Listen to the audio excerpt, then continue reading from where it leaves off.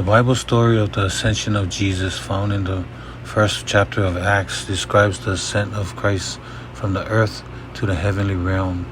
According to Acts, the Ascension of Jesus takes place 40 days after the resurrection in the presence of his disciples.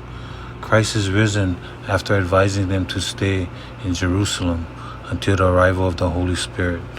As he raises, a cloud obscures him from their view, and two men in white arrive to tell them that he will return in the same way you have seen him go into heaven.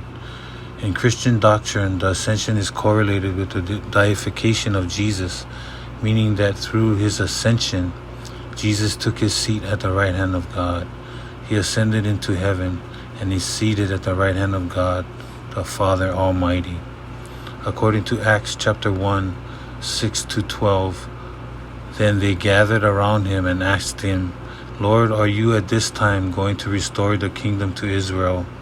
He said to them, it is not for you to know the times or the dates the Father has set by his own authority, but you will receive power when the Holy Spirit comes on you, and you will be my witnesses in Jerusalem and in all Judea and Samaria and to the ends of the earth. After he said this, he was taken up before their very eyes, and a cloud hid him from their sight. They were looking intently up into the sky as he was going, when suddenly two men dressed in white stood beside them. Men of Galilee, they said, why do you stand here looking into the sky? This same Jesus who has been taken from you into heaven will come back in the same way you have seen him go into heaven.